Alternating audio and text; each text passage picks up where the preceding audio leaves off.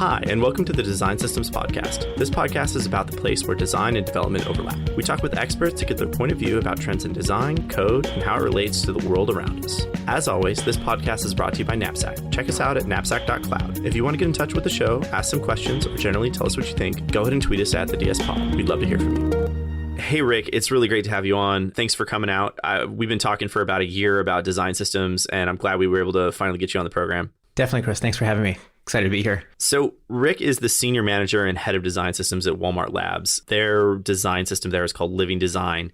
It's this really incredible look at a design system at scale and kind of how Walmart Labs has led this sort of mind share shift around how they think about digital products. I'd love to kind of understand a little bit about that today and also talk about some of these challenges at these huge scales that Walmart deals with. Kind of just diving right in. Can you talk a little bit about the role that Walmart Labs has inside of Walmart and how like Living Design fits into that? Definitely. So Walmart Labs that's our arm that was really focused on the e-commerce portion and doing a lot of digital work. But within Walmart Labs also is not only what faces our customers, also what faces our associates. So as everyone knows, we have a huge footprint in regards to brick and mortar stores. And with that, we have an associate core who need to access tools, and they do that digitally, either with provided devices, wearables, or scanners, as well as bring your own device. You're using an Android or an iPhone, and those devices need apps to run. So our labs team also provide product design for those services as well. In addition to, then we think about customers and the customer base of the apps and website access. So it's really comprehensive. You both look at the internal ecosystem as well as the customer ecosystem and how you build like the right digital products for both of those audiences. Completely. And the focus is really customer grade. We don't want to say there is a certain set of tools for one group versus another. It's really one set of tools for all. Yeah, we actually talk a lot about the idea of the consumerization of enterprise and the notion that really with the advent of things like the iPhone and pervasiveness of the internet, people are demanding an at-work experience that is of the same quality and design caliber of their personal experience. And it's cool to hear that you guys embrace that thinking. Yeah, definitely, because it has a lot of different impacts. One from how do you onboard somebody on day one? And it should be intuitive. And if we approach it from any customer, universal design, then that means we're accounting for all the different factors, whether it's somebody who already has experience, and we can account for the fact that most people have a smartphone, they're using apps already. How do we make it just feel natural so that they can jump into their workflow and really start? And that impact both affects the associate's happiness as, again, day one, how they feel going into their new job, but also as the provider, inside internally, how do we get people trained up quickly? How do we get them into a flow so that then they start to have impacts a lot sooner?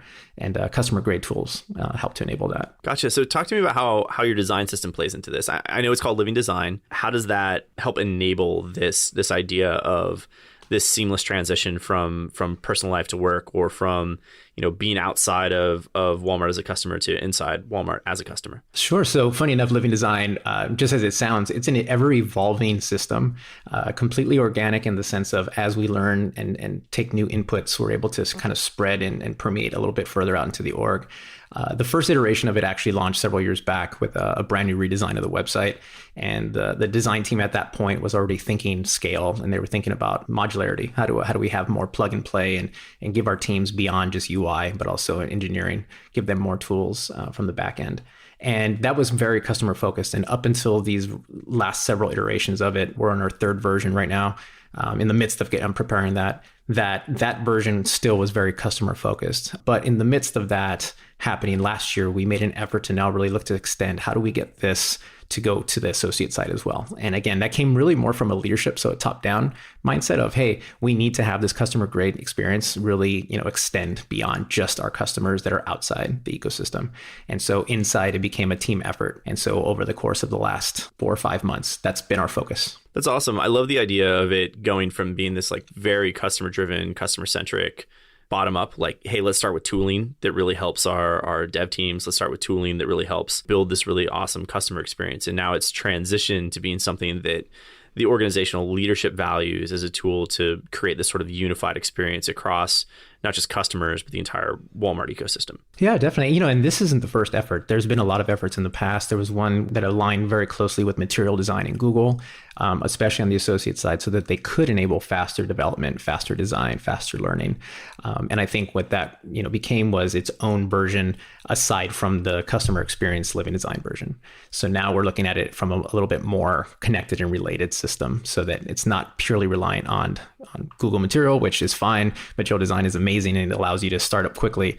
But now as a truly enterprise solution, we're looking at to do it internally with our own design system style of living design. That brings up a really good point, right? There's lots of larger enterprises that have a high degree of scale and complexity that end up with a lot of fragmentation inside of their design system. I wouldn't say that they're worse off, but there's definitely this idea of like, hey, we've kicked the fragmentation can down the road. And now instead of 200 different applications, each with their own sort of design and code, we have a handful, half a dozen, say, design systems that all manage different aspects of that. You guys have kind of taken a bit of a different approach here in that you've basically said, we're going to have living design, and that is going to be the place that we kind of push back against that fragmentation challenge. Can you talk a little bit about that and how you kind of manage all of these different interconnected layers that exist inside of it? Because I can imagine that the complexity of something like this across, thousands of stores and hundreds of thousands of people or millions of people, depending on the customer base that you're looking at, that's a lot to manage. So how do you look at that from this fragmentation perspective and this interconnectedness? Really, the way we look at living design is that's our shared language. And so if we think about it from a language standpoint, how do we extend the same conversations that are happening, whether designers in the room or not, and even beyond design? Because the belief from myself and within our team is that it goes so much further than just design. It actually is code. And when it lives in code, then that's the actual part that we have working out in the world. Also having a clearer understanding of that ecosystem. So you mentioned a little bit earlier, kind of like the size. I didn't realize the massive scale at which Walmart was operating until I was inside, for lack of a better term, the belly of the beast, in that there's so many arms and branches, whether it's a marketing program, whether it's an associate program, whether it's a customer, kind of flow for e-commerce program.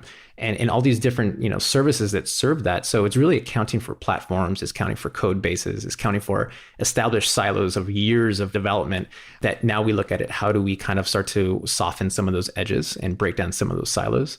And it's not there yet. We're still working at finding that right kind of rhythm as to how much code can be shared, how much UI can be shared.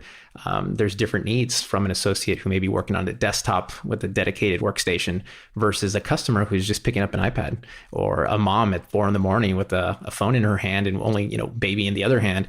How do we account for those kinds of experiences? So living design is trying to take info and data to understand that better and then apply it in the specific way it needs to be applied. Can you help us try to understand some of this stuff about scale? Like, what were some of the things that when you did get into that belly, you really saw as an eye-opening idea of what scale really meant at the Walmart side of things? Give us a better sense of what changed your point of view on that. Sure. So, and even a little bit of background in that I worked with the subsidiary Jet.com prior to coming onto the Walmart team. And having launched the design system there and working with a 10-person team, I had a lot of access to making sure that people could follow styles and sketch libraries. So that was quite easy. However, then when we look into going forward into the Walmart system, we're talking now 200 plus designers as part of an organization that are creating design. So how does a team be able to extend and have scalability? I think what then you start to look at are the different places that you can have impacts, which are understanding platforms they're designing for and seeing all these different roads that people take to launch design to production code.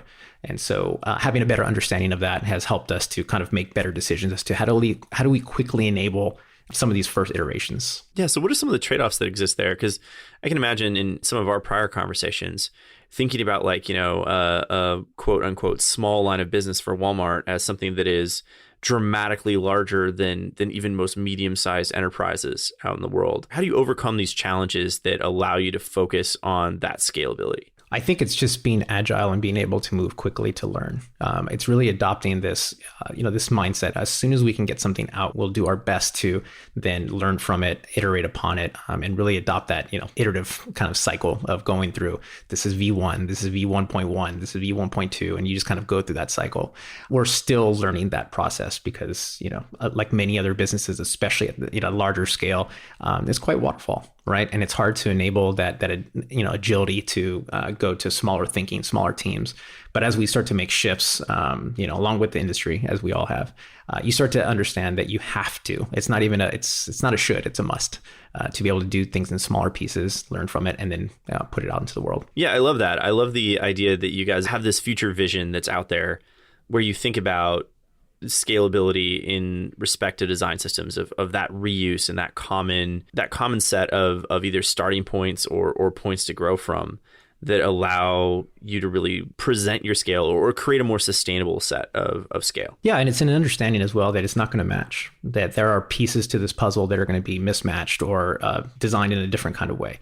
So if you take just like a platform standpoint, different platforms in store, which may have more legacy or outdated technology, but it's in store, right? It's there. It's hard physical. Is that like a kiosk or something? Yeah, so it would be like a kiosk. It might be scanners. It might be wearables that were purchased at bulk in order to enable inventory scan. And so, there's systems that are there that a lot of times those have lead times of 6 months to a year. So how do you make sure that you can account for that along with the systems that are newer, that are adopted quicker so that you can, kind of serve both sides? And many times you can't. So it's just really making the right compromises in the right places. Gotcha. So you could almost see this landscape where you're not just thinking about what is happening in 3 years. You're also talking about how you take year plus old technology and bring it up to today. And the challenges that you have, I assume, balancing that are with this eye towards the future of like what's possible and what's enabled by new digital technology and new digital applications, while at the same time being mindful and aware of the fact that you have all of the support for all these legacy systems that are out there.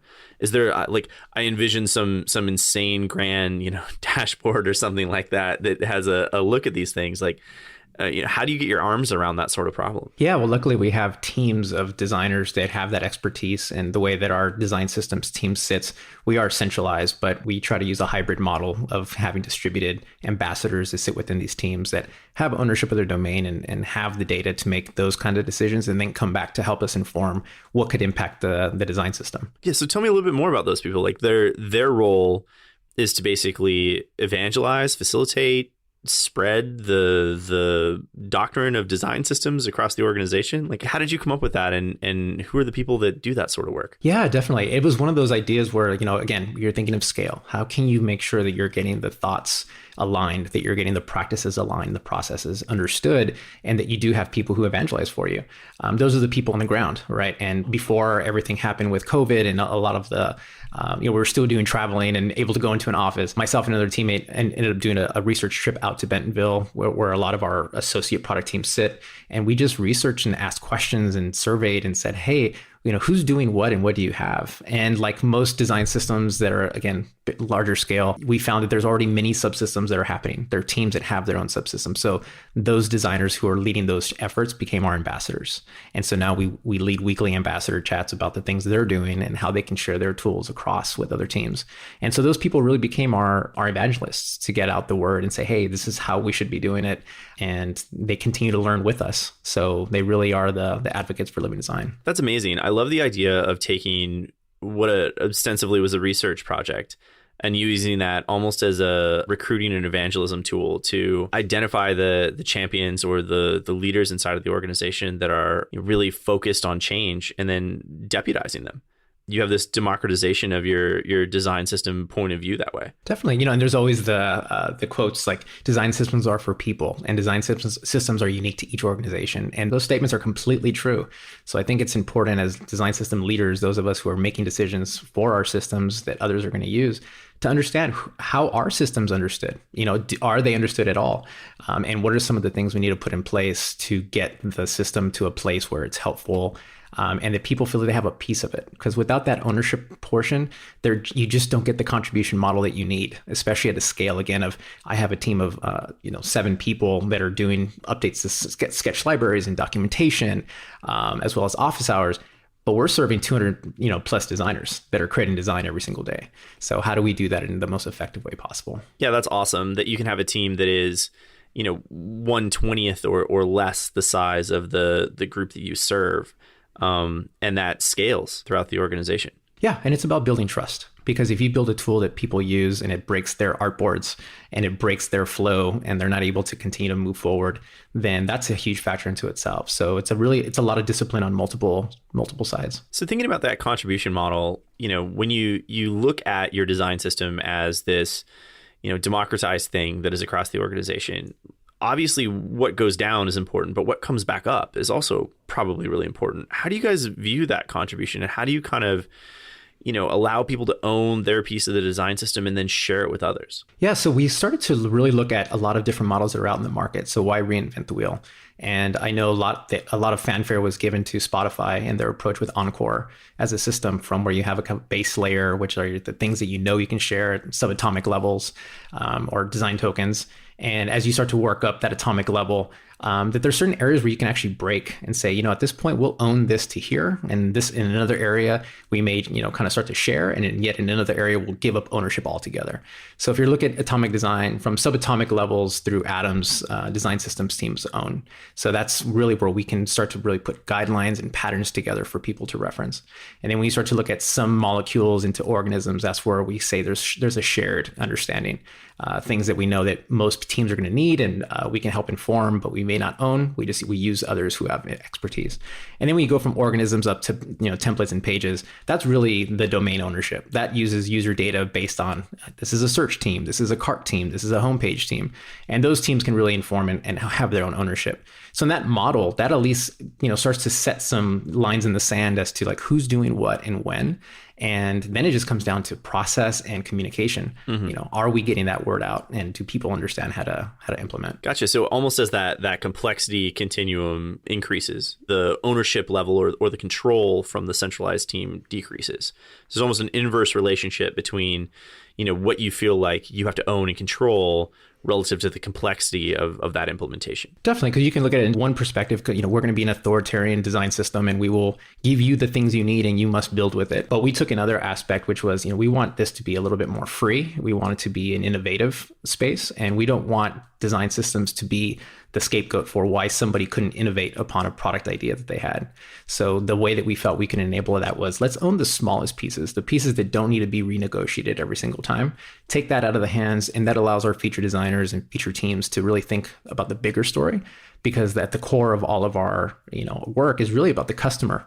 And the customer either being internal or external. How do we serve when they're searching for an item, or how do we serve when they're looking for a data table? And that's really the core as to what we're trying to solve. So we try to remove the design system piece at its core level away from that, and then we provide the tools to answer questions as feature designers and teams are working through their solutions. Yeah, I love that as a philosophy, and I also like that you brought up innovation. So when you think about innovation, one of the things that we don't talk a lot about in the design systems realm, but is kind of one of the potentially future promises, potentially now promises, is the ability to share innovation from product to product to product. So, the idea of a design system is like, let's create a bunch of reuse, which is awesome. But if you have a contribution model that is taking those things that are happening at the endpoints of the design system and bringing them back to the core, that's innovation that gets then shared across every single product in the ecosystem. And I think that sharing of innovation is something that is, at least right now, somewhat of a nascent benefit to design systems. Do you guys really find a lot of value in that innovation sharing? And is that something that's happening right now? It's starting to kick off. It's one of those efforts where we've been in that older model of certain teams owning a specific thing. And that thing, if it doesn't work exactly the same way on another products team, they'll take the core base and then they'll add to it and they'll modify it. And now there becomes 5, 10, 15, 20 instances of the same thing. So in the newest version that we've been working through, the whole concept was a frame. And so you find a frame of something, and that frame is really just, I think, a perfect example of this kind of component might be a carousel. Where the carousel, the design systems team will help establish, on mobile, you want to make sure you have 2 and a peak, or X and a peak of the next to indicate it's a carousel. It can be swiped. But what's in those buckets that get swiped is really up to the feature team. So let us create the frame for it and provide that to you, so you can use the same one, and every team thereafter uses the exact same frame. frame, but your content that flows through it, that's on you. That's really up to you to decide if it's a product tile, if it's an image, if it's a card, and then you can do your own innovation within that using core components. Yeah, I love that. I think that's I appreciate you picking the carousel as potentially one of the more controversial components that exists, right? The idea of, do you use a carousel and should you use a carousel is oftentimes backed up by a lot of skeptics. And those skeptics are typically like, well, the hard part about a carousel is what defines a carousel. And by basically saying we're going to lay down the rules of what defines a carousel, it creates some scope around it that I think is kind of pushing back against that skepticism. Yeah, we just finished a sprint that actually focused on what that exact layout would you just kind of mentioned, which is what is a carousel? What does it impact? How are people using it? What things are carousels and what are not? And what should we own as the frame and what becomes a little bit more open-ended as a feature and kind of set within that team? And so we were able to identify 4 or 5 different specific uses of a carousel that could be kind of reused as a frame and how it scales from native and then into a mobile web and then up into a desktop view, and understanding that there is a kind of a responsive view to those and how do we use breakpoints to our advantage. As well as how do we get the most basic level. And we have some very basic principles, things like if there's business logic, it's not a core component, right? Business logic instantly becomes, ownership of that team. Right, because it's an opinionated implementation at that point. Exactly. And it's based on business needs, right? Or possible customers information that we're not privy to. Right. But we're looking for is, from a visual standpoint, maintaining visual standards, from a convention standpoint, maintaining interactions, also platform optimization, things that you're looking for on a swipe, things you're looking for in a tap, things you're looking for in a click or a hover. So we want to maintain those. So again, smaller stories that have been pre-negotiated so that feature teams can look at bigger stories. Gotcha. And I assume you're even looking at things like performance optimization and accessibility and all of these other sort of not as readily visible to a lot of users, guardrails. Definitely. And that's one of the things that a design systems team, because we're working at a much lower level, very, very, basic and kind of framed, we're looking at the foundational level. We want to think about accessibility so that becomes at the forefront. Accessibility is not, a check on the to-do list. It's part of good design. Mm-hmm. So how do you make sure you're enabling feature designers to think about accessibility at their level without having to think about it at our level? And then from a speed, latency is one of those issues that you never want to have a high loading, spinners. You don't want, skeletons, if at all. But when you need them, obviously, then there's a case for that. However, we want to enable the quickest way for people to be able to get code on screen and loaded. I also love the idea of sitting down and trying to pick 4 or 5 use cases for a carousel across an entire ecosystem of products. Like that seems like definitely an entire sprint to try to figure that out. I recall we were doing an interface inventory. I won't say who it was for necessarily, but over a period of weeks, we were talking about a major enterprise customer that was looking at their carousels. And I think that we had something like 27 different use cases for it. And so I can't even imagine trying to pick 3 or 4. That has got to be a daunting task. Yeah. And as we did our comp analysis and we're looking at other major design systems, you don't see any other major design system even approaching putting the carousel into, because, again, there are different impacts and there's different ways you want to approach it. Our approach was definitely in the mindset of we have identified that teams are using this way, and we've seen it, consistently throughout. And this is not even in the new design or, it's in legacy designs. You can see this carousel, especially in e-com. So we have the benefit of knowing that we're in a very unique kind of genre of site. So we can say their customers are looking for carousels, right? And at least on the customer side. Mm-hmm. So they at least understand what it is they're seeing, whether it's part of a personalized list, whether it's part of a group, an order, right, that they've just made, whether it's part of search results. So there's different ways that we could have, kind of go down that path of saying, this is what we see as a base frame. And in doing so, again, it is going to come into learning. Maybe it doesn't work. Maybe once, code teams are trying to implement, it doesn't work. And then we blow it up and we take another swing. So that automatically makes my mind think about, how do you gather data about the success or the effectiveness of the 4 or 5 different patterns that you identified? And so what is it that backstops the decision making there? Is there analytics? Is there data that informs like the efficacy of these across an e-commerce platform? I think that, by the way, it's wonderful that you're able to make some assumptions about your user base based on the fact that you have an understanding of your space, and presumably that's grounded in data as well. So how do you ground these decisions around what patterns, what interaction models are actually working? Yeah, definitely. So part of the research portion, as we go back and look at legacy and what carousels existed and how many iterations of them, as we see, we had a core system that was being built upon as feature teams needed it. They would take it, they would add code to it, and then they would put it back into the library. And so now you have a new iteration. So although that's a bad practice, it's actually helped us in at least identifying, well, if it's being done this many times, that means it's something that's wanted, right? People are doing it People in a use certain it. kind of way. Yeah, definitely. And so that's the first thing is you're looking at usage. So how is it, how many times is it being implemented across how many pages or screens or flows is it being implemented in? Then you look at variation. How many times is it being varied and put some nuance specific to the product? And then I think it gets into tooling, which is, one of those hard parts as to how do you measure a design system, its efficacy. And I think what we would look for are kind of like those first two, right? Variation as well as implementation. And then the numbers themselves, I think, are going to be the part that are always a little bit more, it's a foggier kind of territory that you get into, because I don't think as a design systems team, we don't have that tooling platform yet. But I think it's going to be an evolution, because the one thing that I would say would be more on the qualitative end would be the feedback that we're getting from engineers. What do our tickets look like? Right. What kind of office hours, when we have a topic and we're able to track that topic, what do those questions look like? And a lot of times that gives us a different kind of insight that you're going to get from quantitative information. I think that balance of, how do I get some real numbers about use? And then also how do I get some qualitative understanding about efficacy based on stuff that may be, I guess the right word would be like a little bit hidden behind the things that people are saying. I think that's a really awesome way of gathering data about your design system. Yeah, and the ultimate goal would be to get a lot more quantitative, where you're saying how many swipes did this carousel get to what number of product that a customer get to, and we know that there's in studies of carousels, the effectiveness of a carousel drops off after that peak, right? So you're going to see item 1, you're going to see item 2, and you'll see a part of the item 3. If a user gets to, if you say I have 12 max in a carousel, getting to 12, how many swipes did it take? How long were they there for? You start looking at heat mapping of a screen. We know that there's a drop off. So I think it really would be, especially from an e-com standpoint, we are tracking, are people clicking into item 1 or 2, knowing that those are the items that need to be the best in some format. Are they clicking? Are they adding to cart? We can start to track through that. And so it is a little bit of detective work, but I think it's important detective work. So you talked a couple of times about, for lack of a better word, the legacy of design inside of Walmart. And so one of my favorite stories that I heard from you was about the Walmart font and this idea that your design system, it has to account for all these new technologies and all these new ways of thinking and all of these differences across platforms, across teams, across audiences.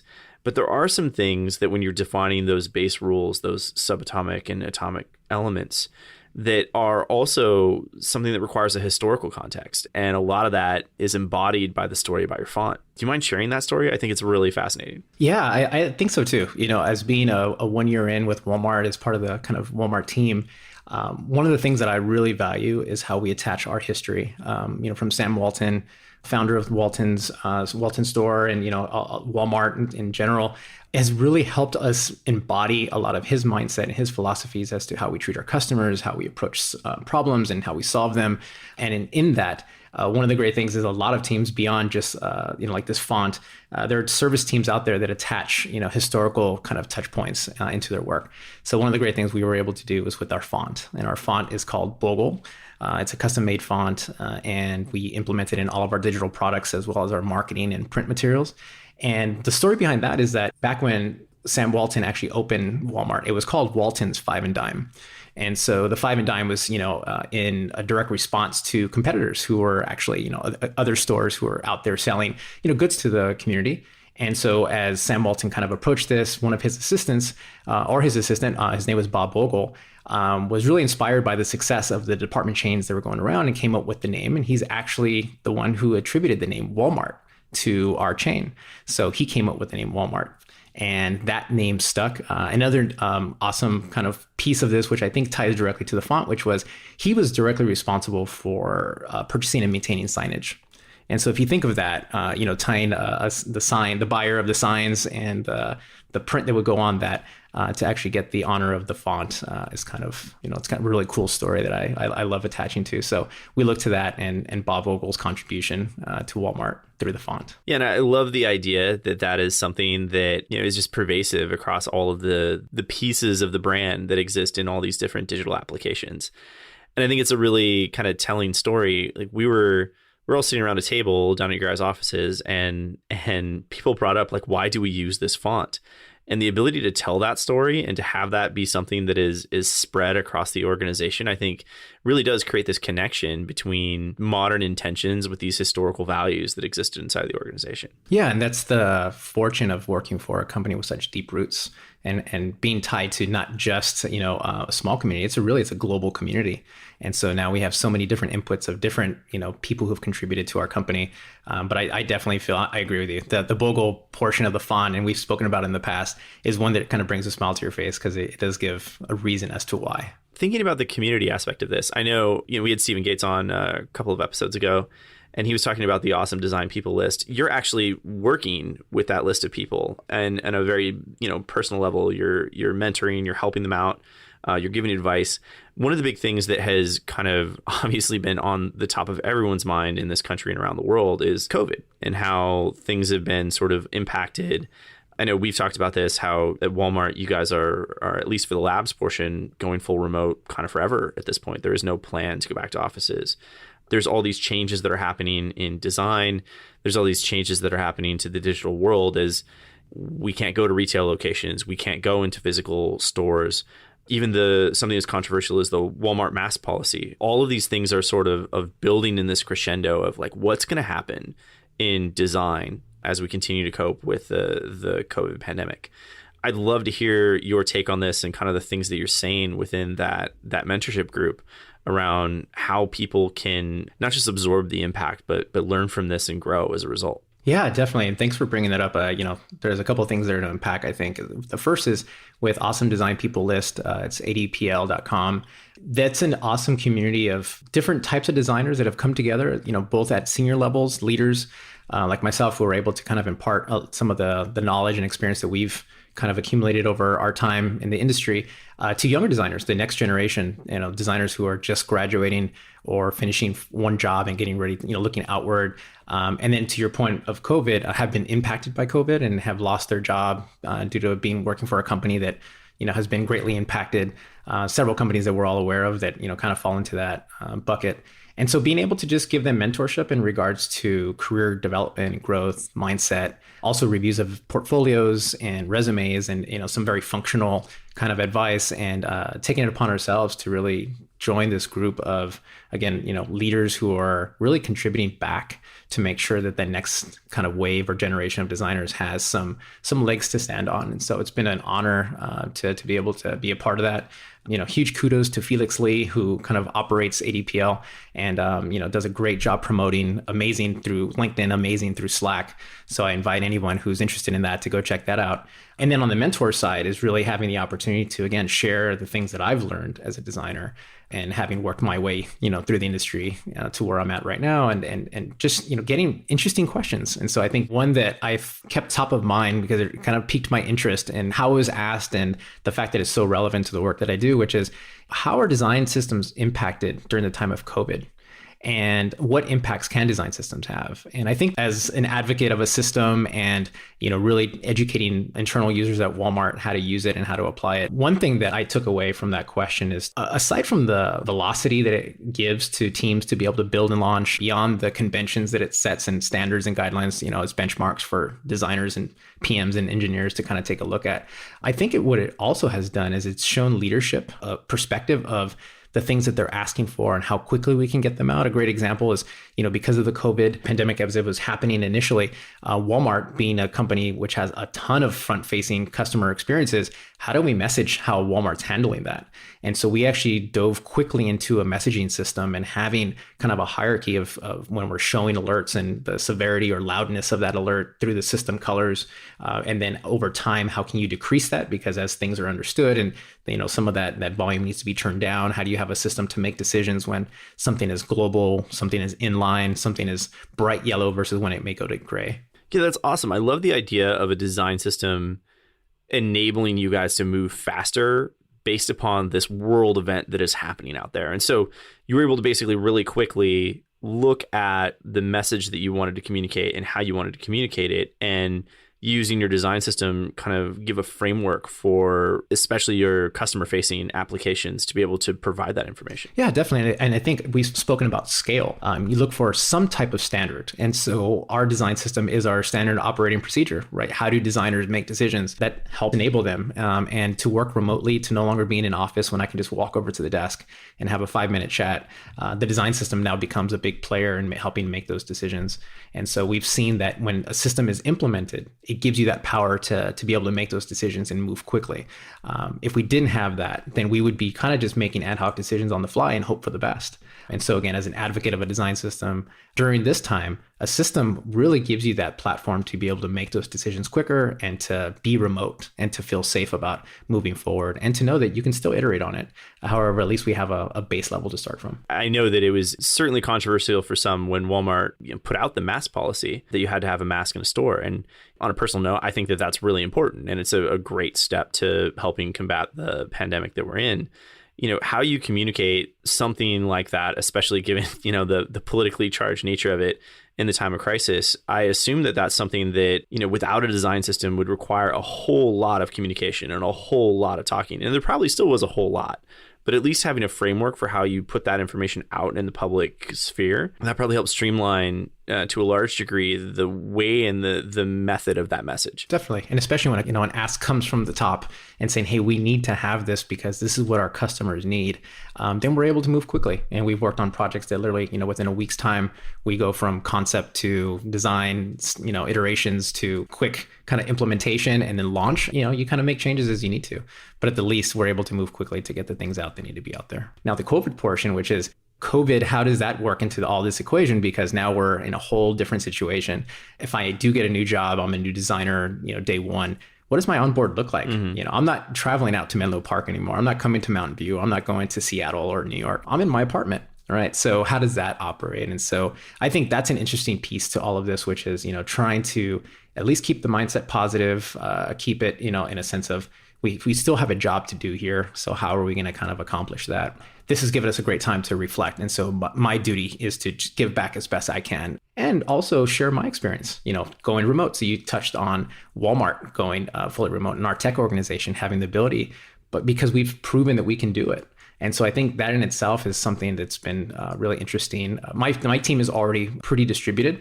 Prior to COVID happening, I was 80% of my team was distributed in various cities. And now we're obviously 100%. I've worked at home in the past, so it was an easy transition.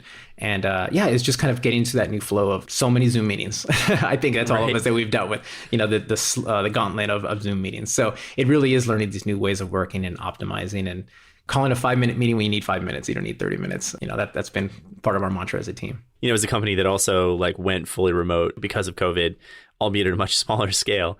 The way that it's changed our work habits has kind of led to this need for education about how we use our tools and how we think about the work that we do and really our workplace as well, right? I know I've invested in my home to make it a more comfortable work environment. I've also had to break a lot of those habits of hey, a Zoom is an hour-long call, and instead being able to say hey, let's have a 5-minute conversation. I love the idea of sharing that experience and being able to take the learnings from an organization that obviously has a lot of data and a lot of understanding of how this, and it sounds like, was at least embracing the idea of remote culture from the beginning, how you can take those and bring them into your own personal learning. It's definitely a learning process, because what's different and what's changed is that, we're not simply working from home. I think one of those great quotes out there is we're working at home during a pandemic, right? And really trying to figure out, how do we juggle, the baby who might be crying. I have a 1-year-old, and so he's crawling all over the place and scooching, on walls and sofas while my wife is chasing him around. How do we deal with that to help out? And how do we manage our work days? How do we make sure that the day it's still a long day where we had forced breaks? I need to catch the train. Thus, I need to leave the office. Now that train doesn't come. So right. I'm working through. And now, what started at 8 a.m. has now become 8 p.m. And so how do you manage that properly to take care of yourself and your teams? It's been really great for me. I've been very fortunate in that my son has been able to go to daycare during this pandemic. But the moment that he gets home, the thing that he screams at the top of his lungs is "Dada!" And that's always a really great reminder to okay, I need to take the time to step away. I mean, that's my train now, which is kind of an interesting way of thinking about it. Is, you hit all these timed events that sort of synchronize your workday and provide this cadence to it. So like, what are the new pieces of cadence that we can all build for ourselves? Yeah, and it's definitely being able to identify it, right? You have to be awake to those moments, and I think I'm in the same boat. I get to have a coffee break with my son and lunch with my son and my wife, and and then we find that right time where we feeding, bath time, take a nice little hour and a half, 2 hour break, and then kind of back on for that final push, in the evening, and that kind of rhythm has now established a whole new kind of fulfillment to the day. And I definitely enjoy that too. Well, hey, Rick, I really appreciate what you're doing with the ADPL. I think that's an incredible way of giving back to the community, especially people that are so impacted by, the current COVID situation. I just want to say thanks, and thanks for being a part of organizing that. I think it's a really incredible group of people doing awesome stuff. Yeah, no, I think it's the little things that we can all do and contribute that help maintain that, again, that next generation of designers. They need the support. So we're here for them. Hey, I want to say also thanks for being on the program today. It's been an awesome conversation. Super great to finally get you on. And I look forward to many more chats in the future. It's been really awesome to kind of hear your story at scale and kind of what you think about when you think about design systems. And I love the vision of the future that you put out there in Paint. I think it's a really awesome thing that you guys are working towards. Yeah, no, thank you, Chris. And I think you're one of those people that is helping to lead that conversation about how do we look at design systems and how do we think about them specific to our needs, but also shared with the world, and taking inputs from a lot of the big players. We look at Google Material, we look at Polaris at Shopify, we look at Netflix, or these different systems that help inform. I think Spotify has been a great model for us, and I have no problem saying I'm borrowing part from their model, right? I think Encore does an amazing job of helping define those first things, but then it's really important that conversations like the one you and I are having that help other leaders to understand that there's a shared mindset, and then there's a personalized part, and that personalized part is unique to your org, and you do the things you need to test and iterate, and design and launch and ship and learn. And so hopefully somebody can glean some insight from some of the things we shared today. Awesome. Well, hey, thanks for taking the time to share your knowledge, and look forward to talking to you again in the future. That's all for today. This has been another episode of the Design Systems Podcast. Thanks for listening. If you have any questions or a topic you'd like to know more about, find us on Twitter at the DS Pod. We'd love to hear from you with show ideas, recommendations, questions, or comments. As always, this pod is brought to you by Knapsack. You can check us out at knapsack.cloud. Have a great day.